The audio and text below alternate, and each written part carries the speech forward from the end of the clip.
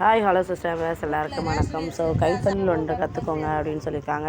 கைத்தொழில் மட்டும் இல்லை, நம்ம இன்வெஸ்ட் பண்ணாமல், அதாவது அளவுக்கு அதிகமாக இன்வெஸ்ட் பண்ணாமல் செய்யலாம். இன்வெஸ்ட் பண்ணி ஒரு குறைந்த அளவில் இன்வெஸ்ட் பண்ணி நிறைய வருமானம் ஈட்டலாம் அப்படின்னு நிறையா பேருக்கு நிறையா டீட்டெயில் தெரியும். எந்த விதத்தில் எனக்கு தெரிஞ்சதை நான் சொல்ல வேண்டியது பார்த்திங்கன்னா, எனக்கு தெரிஞ்ச அந்த இதில் நான் நிறையா கேள்விப்பட்டிருக்கேன், தெரிஞ்சிருக்கேன். என்னோடய அனுபவத்துலேருந்து நான் சொல்கிறேன். என்னென்ன தொழில் பெஸ்ட்டாக இருக்கும், நம்ம என்னென்ன கைத்தொழில் பண்ணலாம், என்னென்ன இன்வெஸ்ட் பண்ணாமலும் பண்ணலாம், இன்வெஸ்ட் பண்ணியும் பண்ணலாம். மைவித்தினால நிறையா பேச்சு கேட்டால் தான் மிச்சமாச்சு. ஏன்னா அமௌண்ட்டு எப்போ வரும் என்ன வரும்னு தெரியாமல் நம்ம அது வரைக்கும் அதுவே நம்பிக்கிட்டு உட்கார முடியல. நிறையா பேர் கேட்டாங்க, ஏமா படித்த பொண்ணாக இருக்க இன்னும் வரும்னு நினைக்கிறது எந்த விதத்தில் அப்படின்னு கேட்குறப்ப அவங்க சொல்கிறது வைத்தியக்காரத்தனமாக இல்லையா அப்படின்றது சொல்லாமல் சொல்லிட்டாங்க. அது உண்மையான பேச்சு தான். ஏன்னா நம்மளுக்கு கை குழந்தை இருக்கிறனால நம்ம போய் வெளியே பிள்ளைய வச்சுட்டு வேலை செய்ய முடியாது. ஏன்னா அது ரொம்ப ஒரு 1.5 வயசுக்குள்ளே தான் ஒரு வயசு கூட இன்னும் ஆகலை அந்த குழந்தைக்கு. இனிமேல் தான் மே மாதம் தான் பிறந்தநாள் வருது. சரி என்னடா வேலை பார்க்கலாம் அப்படின்ற பட்சத்துக்கு இன்னி கடையை கொஞ்சம் டெவலப் பண்ணணும். நான் ஏற்கனவே சந்தா வாங்குறது தெரியும். அதை சந்தா வாங்கி தான் நான் மெட்டீரியல் போட்டு பிளாஸ்டிக் பொருளை இன்வெஸ்ட் பண்ணுங்கள். பிளாஸ்டிக் பொருளை இன்வெஸ்ட் பண்ணிங்கன்னா அது அழியாத பொருள் தான்.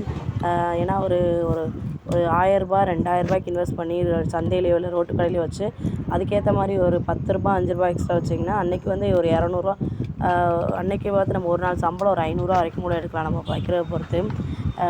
சின்ன சின்ன பொருளுக்கு இந்த சல்லடை, சீப்பு, அந்த டப்பு, இது அது என்னது கிண்ணம் மாதிரி, பவுல் மாதிரி, அப்புறம் ஃப்ளவர் பாட் மாதிரி, அப்புறம் திருப்பி ஃப்ரூட் பாட் மாதிரிலாம் நிறைய டிசைன்ஸாக இருக்குது. வாங்கி நம்ம சந்தையிலையோ இல்லை நம்ம வீட்டு பக்கத்துலேயே வச்சு சேல்ஸ் பண்ணோம்னாலேயும் மெயின் ரோடாக இருந்துச்சுன்னா கூட கொண்டு போய் நம்ம ரொம்ப வேண்டாம், நிறையா பேர் சாக்கை விரித்து கூட அந்த மாதிரி பண்ணிக்கிட்டு இருக்காங்க. ஏன்னா தொழில் நல்ல விதத்தில் பண்ணுறப்போ நம்ம எந்த விதத்துலையும் சங்கடப்பட வேண்டியதில்லை. கண்டிப்பாக படித்தவங்க இருப்பாங்க, படிக்காதவங்க இருப்பாங்க. அது மட்டும் இல்லை, எனக்கு திருப்பூர்ன்றதுனால எனக்கு இன்னும் நிறையா ஐடியாஸ்லாம் இருக்குது. இந்த பனியன் ட்ரெஸ்லாம் வாங்கி கடை முன்னாடி போட்டு சேல்ஸ் பண்ணலாம். நைட்டி நிறையா சேல்ஸ் ஆகுது, அந்த மாதிரி கூட போட்டு விற்கலாம் அப்படின்ட்டு. கையில் இன்வெஸ்ட்மெண்ட், அதாவது அதிகமாக கடன் வாங்கி எனக்கு இன்வெஸ்ட் பண்ண எனக்கு ஏன்னா ஏற்கனவே இருக்க கடனை அடைக்க முடியல. அதிகபட்சத்துக்கு இன்றைக்கி கடன் வாங்காமல் குறைந்த அளவில் இன்வெஸ்ட் பண்ணி நம்ம கொஞ்சம் குறைந்த அளவு இப்போதைக்கு வருமானத்தை ஈட்டினாலும் கூட போக நம்ம பின்னாடி லாபம் பார்த்துக்கலாம் அப்படின்ற ஒரு எண்ணம் தான். அதாவது கஸ்டமரை நம்ம பிடிக்கணும். கஸ்டமர் பிடிக்கணும்னா கண்டிப்பாக கொஞ்சம் விலை கம்மி பண்ணணும். ப்ளஸ் குவாலிட்டி நல்லா இருக்கணும்.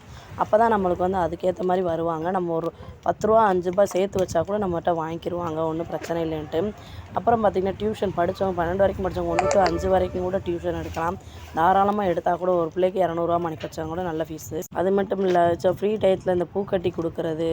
அப்புறம் பார்த்திங்கன்னா தையல்லாம் இப்போ எவ்வளோ எக்கச்சக்கமாக நம்ம ட்ரெஸ்ஸை நம்ம தைச்சாலே போதும் போல்.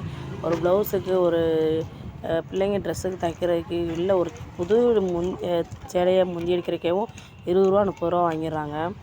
வேலைக்கு போகிறத காட்டிலும் நம்ம சொந்த தொழில் செய்கிறது இன்னும் பெஸ்ட்டாக இருக்கும், பெட்டராகவும் இருக்கும். வேலைக்கு போய்கிட்டே கூட சிலர் எடுத்து செய்கிறாங்க. ஒரு ஊரில் சந்தை போடுவாங்க. வீக்லி ஒன்ஸ் கூட சந்தையை போட்டு கூட ஒரு வருமானமாக ஈட்டலாம். நிறையா இருக்குது. கண்டிப்பாக ட்ரை பண்ணுங்கள். இதை பழசவே நம்பிட்டு உட்காந்துருக்காதீங்க.